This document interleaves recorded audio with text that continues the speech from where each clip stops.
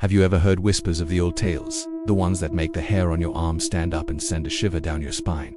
I'm not talking about your everyday campfire stories. I'm talking about legends that feel a little too real, especially when the sun goes down and the world is draped in shadow. Tonight, we delve into one such tale, a story of darkness, forbidden arts, and the chilling figures known simply as witches.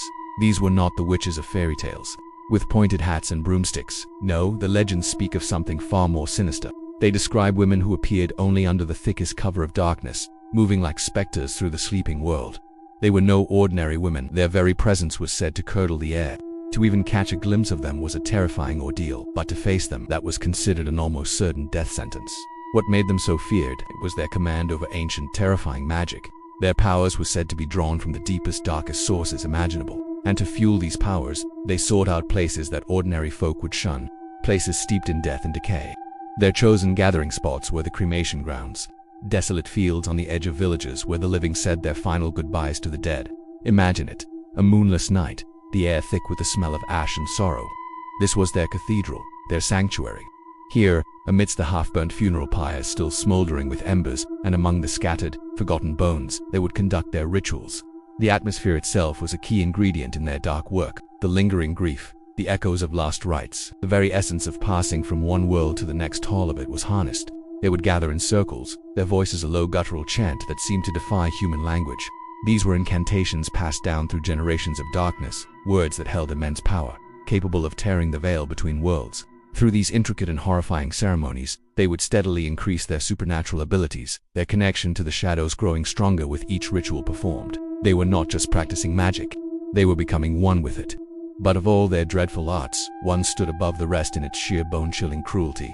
It was a power that targeted not the body, but the very essence of a person's life. The legends say they could capture the shadow of a living, breathing person. Think about that for a moment. Your shadow, your constant, silent companion, could be your undoing. It wasn't just a party trick. When a witch captured a person's shadow, they were stealing something vital, something irreplaceable, their lifespan. The process was terrifyingly swift. The moment a person's shadow fell into their grasp, a horrifying transformation would begin. The victim, no matter how young or healthy, would start to age at an unnatural rate. Their skin would wrinkle, their hair would turn gray, their strength would drain away as if from an open wound.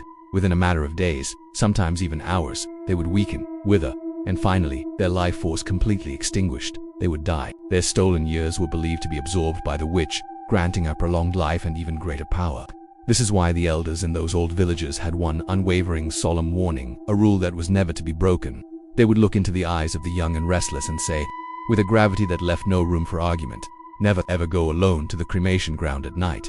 It was a place of ghosts and memories, but more than that, it was a hunting ground, for the witches roam there. They'd whisper, seeking not just souls, but the very life that animates them. They are stealing life itself. It was a warning born from bitter experience, from stories of friends and family who had vanished or been found mysteriously withered away. The cremation ground at night was the witch's domain, and any mortal who trespassed was considered fair game. Of course, with any such terrifying tale, there are always the brave, the foolish, or the skeptical. Over the centuries, many brave souls, convinced they could outsmart the witches or expose them as frauds, tried to uncover their secrets. Knights, scholars, and even other practitioners of lesser magics ventured into the cremation grounds after dusk, armed with charms, weapons, and a courage that bordered on madness. They sought to understand the source of the witch's power, to find a weakness, to put an end to their reign of terror once and for all. What happened to them? The stories say most never returned. They walked into the darkness and were simply swallowed by it. The few who were ever seen again were never the same. They were found wandering at the edge of the woods, their minds shattered, their eyes vacant, muttering incomprehensible words about dancing shadows and chanting women. They were living shells, their spirits broken beyond repair. And what of those who never came back at all? The legends offer a chilling explanation. Their spirits, it is said, didn't simply pass on. They remained trapped, bound forever to the very place where they met their end. They are caught in a timeless limbo, ensnared by the witch's dark tantric arts. They became eternal guardians of the witch's secrets, not by choice, but by curse. Their spectral forms are said to wander the cremation grounds, silent warnings to anyone who would dare follow in their footsteps. They are the spectral trophies of the witch's power, a permanent testament to the fate of those who challenge the darkness. The magic they used wasn't just about chanting and curses. It was a deep, intricate system known as tantric arts, but a twisted, corrupted version of it. True Tantra is a spiritual path of enlightenment and connection. But what these witches practiced was its dark reflection, a path that used the same principles of energy and ritual not for liberation but for domination and consumption. They understood the body's energy centers, the flow of life force, and the power of focused will.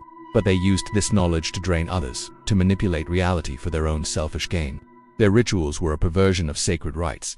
They would use specific symbols, drawing them in ash and blood. They would invoke entities from other planes, beings of immense power and malevolence, making pacts with them in exchange for greater abilities. The cremation ground was the perfect nexus for this, a place where the barrier between the physical and spiritual worlds was at its thinnest. The residual energy of countless souls made it a powerful conduit for their dark intentions.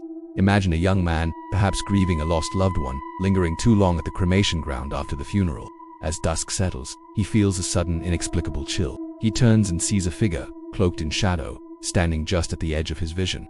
He tries to dismiss it as a trick of the fading light, but then he notices his own shadow on the ground. It seems to stretch, to writhe, as if it has a life of its own. He feels a pull, a draining sensation, like his very vitality is being siphoned away. He stumbles, feeling weak, his heart pounding in his chest.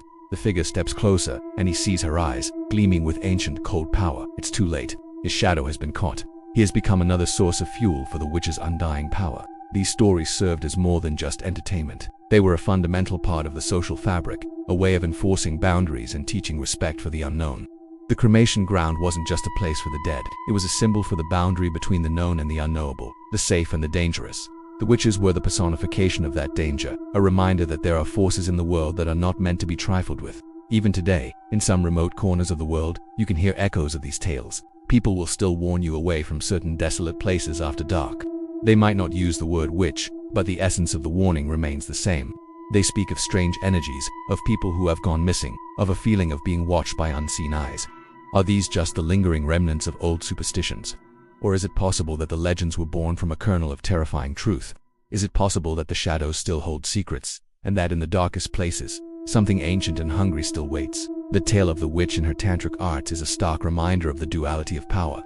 Any knowledge, any art, can be used for good or for ill, but when it is twisted towards darkness, its consequences are truly horrific. The next time you find yourself alone as night falls, and you see your shadow stretching out beside you, perhaps you'll remember this story, and perhaps you'll be a little more grateful for the light.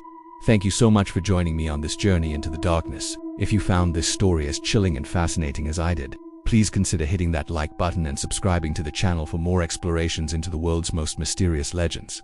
And don't forget to click the notification bell so you never miss a new tale. Until next time, stay safe and be careful where you tread after dark.